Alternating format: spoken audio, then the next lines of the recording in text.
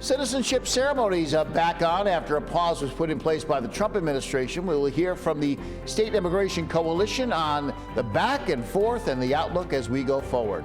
Plus, the end of an era, the federal government no longer making new pennies. Hear from an economic expert on the impact this will have.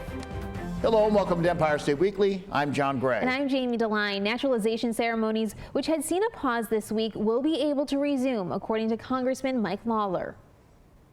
Lawler explaining that he spent over 48 hours working directly with the USCIS director, addressing concerns about whether or not county courts had proper jurisdiction in these ceremonies, and explaining that state Supreme Court judges oversee the whole process. Walked through the situation with him and explained in great detail the process that is undertaken in New York with respect to state Supreme Court judges overseeing these naturalization ceremonies. Now, Schenectady, Onondaga, Tompkins, Broome, Washington, Westchester, and Rockland counties they were all impacted by this. Other state leaders, including the Attorney General Tish James, Senate Minority Leader Chuck Schumer, also pushing for this to be reversed. The Schenectady County Clerk spoke about the importance of having these types of ceremonies. These ceremonies are the culmination of years of effort and study and time. And they're supposed to be joyous and a celebration of everything that the American dream is. Mike Lawler says that they will soon be issuing formal guidance now outlining the certification needed from the county clerks and state Supreme Court justices to keep the ceremonies moving forward statewide. To learn more about this, I caught up with the Vice President of Policy at the New York Immigration Coalition. Take a look. Joining us now is Mario Brazzoni. Thank you so much for coming on. Thank you for having me. So I know citizenship ceremonies have been in the news lately. Can you talk about why they were canceled, some of them across New York State, and what happens next? So we don't know why they were actually canceled. The government sent out a memo to 7 counties in New York saying that they had reviewed the Immigration and Nationality Act and found the counties were deficient in some way or non-compliant with the INA. Now, normally when a government agency sends out a letter like this, they cite to the section of the law. They give us more specific reason than just general non-compliance. And because they did not do so in this case, it's led to a lot of suspicions, including in my org, that these were pretextual, that the federal government wanted to cancel these ceremonies and was using any sort of rationale to do so, regardless of the actual technical standards. And there are different types of these ceremonies. Can you break them down for us and explain how they're similar but different? Absolutely. So there are essentially 3 types of citizenship ceremonies. There is one that is administered by a federal judge. That's a federal judicial ceremony. There is one that is administered by a local judge. That's a local ceremony. These are the types that were canceled. And then there are administrative ceremonies. These are ones that take place on USCIS property. Now, it sounds like jurisdiction seemed to be an issue that the federal government was having. Do you think that there's anything that these county clerks need to do to resolve any of these problems? Well, we heard last night via an announcement from Mike Lawler that Joseph Edlow, who runs USCIS, agreed to restore the local ceremonies in these 7 counties. Because we didn't have a true reason for why they were canceled, we can't say what clerks should do or should do differently in order to keep them from happening or to retain the ceremonies in their counties. Has county clerks gotten any clarification or any follow-up email regarding this? I know we're going off of what the congressman has said, but anything in actual writing? To our knowledge, no one has received anything in writing, including the restoration of the local ceremony. So everything that's happening so far just really illustrates the chaotic nature of the way that this administration is running citizenship and naturalization and immigration in general. We don't see text here. We don't know what's actually happening. We just go on the words of people who are insiders and in the know. Now, these ceremonies are very important and they can take years to get to this point. Can you talk about what it takes to become an American citizen and the steps you have to go through? So the process can be quite long. First, you have to be a legal permanent resident, LPR. This is also when you have your green card, which is usually the familiar terminology. And after that, you have to apply and you have to show a valid reason that you're able to become a citizen in the United States.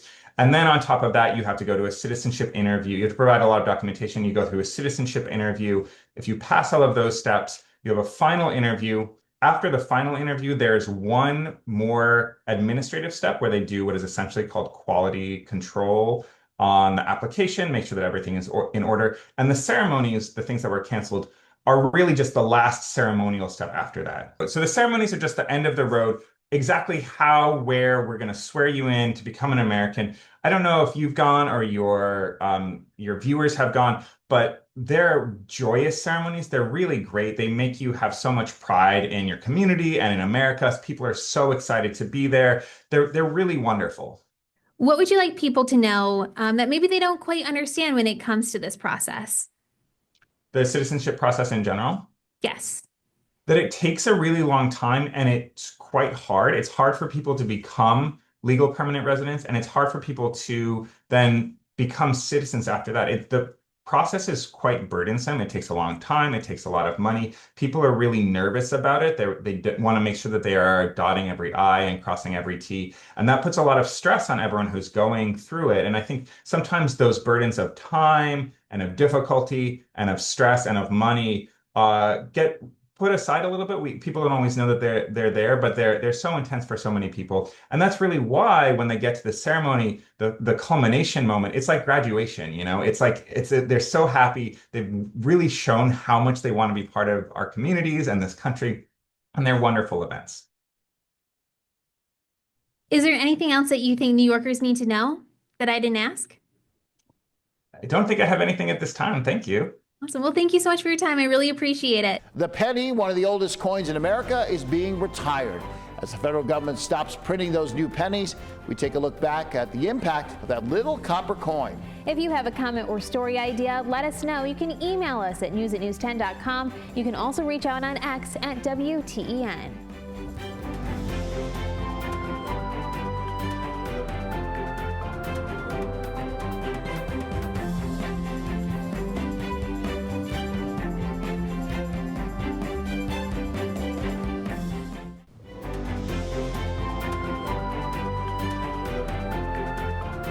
Welcome back to Empire State Weekly. U.S. Mint produced the final penny ever on November the 12th. The penny was one of the first coins made by the U.S. Mint after it was established in 1792.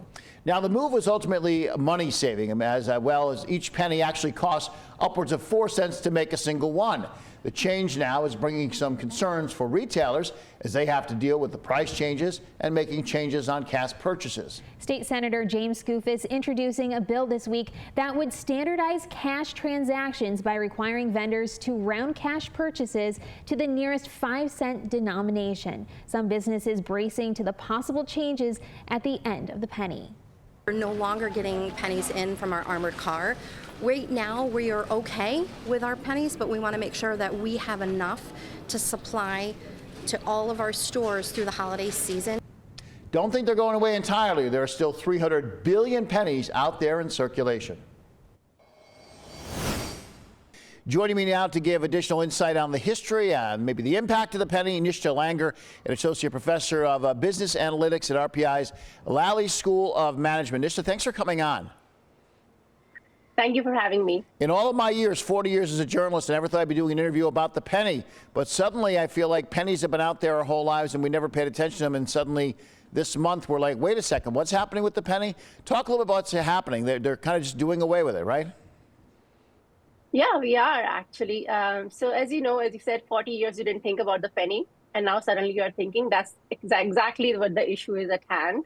I still have a vintage poster in my home which talks about how you could buy a Tootsie Roll for a penny.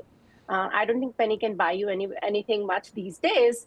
And if you have seen the numbers, so economists, we like to talk about the supply and demand and, what the nominal value is versus the face value. So I was just doing some research and I found that it takes more than 2 cents to produce 1 cent, 1 penny. So, it's like basically throwing good pennies after the bad copper or something like that. Right. And clearly that is something that is not very efficient. And as economists, we also talk about efficiency. And so why do we keep producing pennies, right? Why did we not stop producing pennies a while ago? And the Mint has asked us repeatedly, asked the US government to stop production of penny. It hasn't happened till now.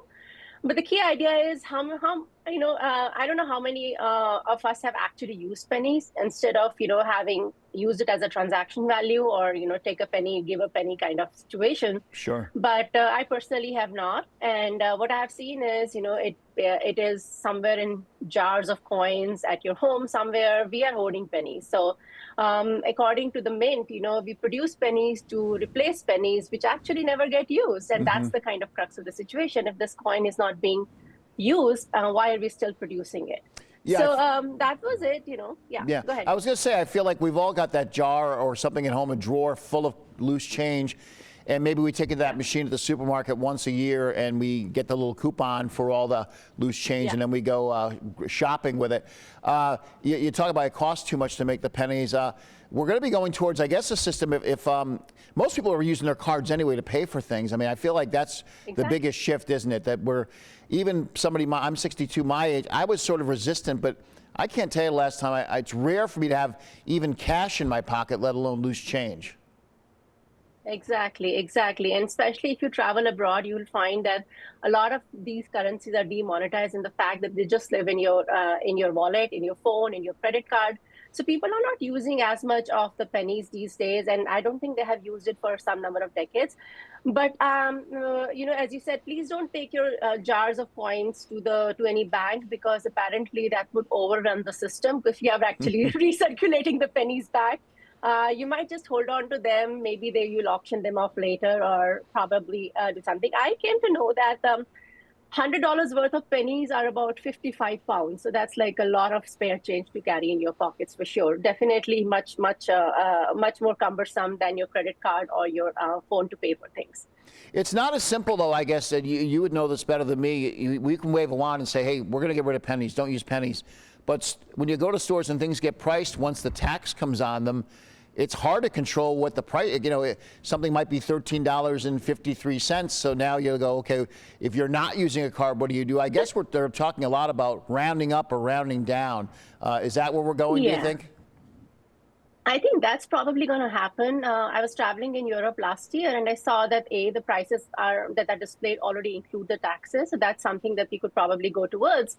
But it's easier to round up and include the tax in the price that you display, so that you don't have to worry about, oh, is it going to be 5 cents or 10 cents or 3 cents, or do I have to round it up? So I think that should not be that much of an issue, especially because as most people are using cards and not just necessarily pennies. And rounding up and rounding down has always been a great solution. And more and more people are not going to be using cash these days. So I guess it works out. I wonder, too, Nishta, if this might be an opportunity for the non-for-profits and the charities out there to really jump in and wave their signs and flags, because, around the holidays now, we're always saying, oh, do you want to round up and the money will go to the food bank or to save pets' lives at the shelter. But if there's going to be all these little extra pennies that are going to be rounded up, I wonder if somebody might jump in there and say, hey, at our stores, at our supermarket chain, if you round up to those 2 pennies, we're going to donate, pick a different charity each month. Maybe there's an opportunity here where somebody wins in all this, and we won't miss the 2 cents, really. Yeah, well, 2 cents are also not there anymore. But I think as we want to be truly penniless, we have to think about how to get rid of the pennies from our homes. This might be an exciting opportunity, but I still think that, those charities will have to work harder to, convert it to cash. And again, the banks might be overwhelmed. So not sure if all the Salvation Army buckets can take all the penny loads that might be coming their way, for sure. Right. But Americans, though, I don't know whether we want to get rid of our pennies. Do you think we stop? Do you think we stop here, Nisha, or the nickels next? Are we looking at those nickels going, well, who uses nickels? Or do you think the pennies are going to kind of be it? Probably. A number of countries have gotten rid of their smallest coins, so we might be thinking about that. But I don't know whether nickels have that much of a sentimental value as penny does, because penny is very central. We have got Abe Lincoln on in there. Yeah. And to be honest, Americans, we love our cars, right? So you know what we do when we try to figure out how much of cred do we have left? We do the Lincoln penny test. So how are we going to do that if we don't have pennies anymore? I don't care about the nickel as much as I do about the pennies. So definitely something, that's why we are having this discussion. Yeah. What happens to the penny matters to us. But yeah, for sure, we have to think about what coins are going to be not worth the value with which they're bringing to thing. And in economics, we also talk about opportunity cost, the opportunity cost of holding onto these pennies, counting these pennies, and actually be able to pay for anything using these pennies. That's probably keeping us from realizing our true potential. So there you go. Right. Well, I'll speak for the legacy of Abe Lincoln. At least he's still on the $5 bill, so he won't be going away. Yeah. Nishta Langer, Associate Professor at the Lally School of Management, RPI. Thanks so much for coming on. This was a fun conversation. Thank you so much. And let's cheers for the penniless America. There you go. Thank you. All eyes on New York City as the mayor-elect Zohran Mamdani announcing the city's police commissioner. When we return, how the mayor and the commissioner are expected to coexist and keep the city and everybody in it safe. If you've got a comment or story idea, please tell us about it. You can email us at news@news10.com. We're also on X at WTEN.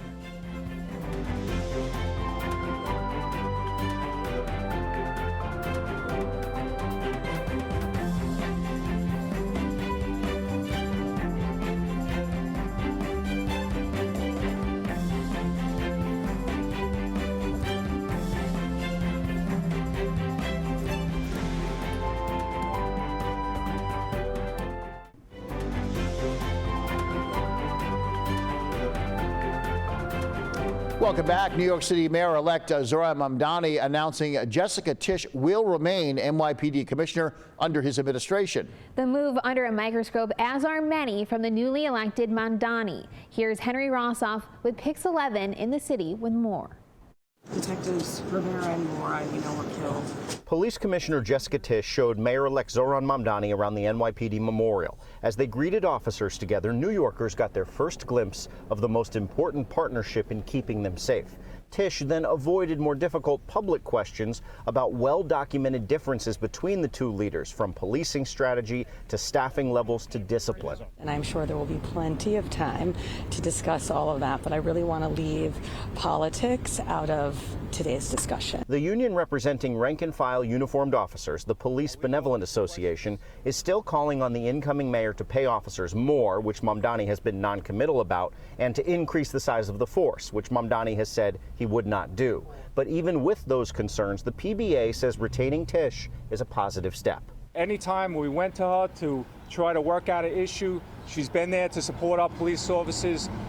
She understands what police officers go through on a daily basis. In fact, even critics of Mamdani, like Staten Island and Brooklyn Congresswoman Nicole Malliotakis, praised the retention of Tisch. And New Yorkers we met who heard about the news were complimentary as well. And the job she's doing is excellent. Excellent. I totally agree with him. And so far I've agreed with his decisions as the deputy mayor as well. This week, the CDC revising a message on its official webpage regarding vaccines and autism. The CDC vaccine safety webpage was updated Wednesday saying, quote, "The statement vaccines do not cause autism is not an evidence-based claim. The change is the latest move by the U.S. Department of Health and Human Services to bring greater skepticism towards vaccines. The CDC site says Health and Human Services will be assessing the causes of autism." New York State's Health Commissioner Dr. James McDonald reacting to this change. He calls the CDC's statement, quote, "inconsistent with decades of scientific evidence." He went on to say, quote, "Vaccines used in the United States are rigorously tested and monitored for safety. There is no evidence that vaccines cause autism. This issue has been studied thoroughly for many years by experts around the world." A provision tucked in the bill that reopened the federal government earlier this month, bringing changes for people who buy THC-infused products. These products that will be impacted are topical creams, concentrated liquid extracts, edibles, THC-infused drinks, most of which are sold right over the counter at your local gas station. The changes will put a cap of 0.3% on the amount of hemp in each sold product. The new restrictions will take effect late next year. Now, New York's Office of Cannabis Management reacting to the legislation, saying that they are reviewing it. They say that they have, quote, "implemented strong standards to ensure that cannabinoid hemp products sold in New York are manufactured in accordance with good manufacturing practices, safeguarding public health and consumer safety." Stick around, back with a look at the week ahead in just a bit. If you have a comment or story idea, let us know. You can email us at news@news10.com. You can also reach out on X, formerly known as Twitter, at WTEN.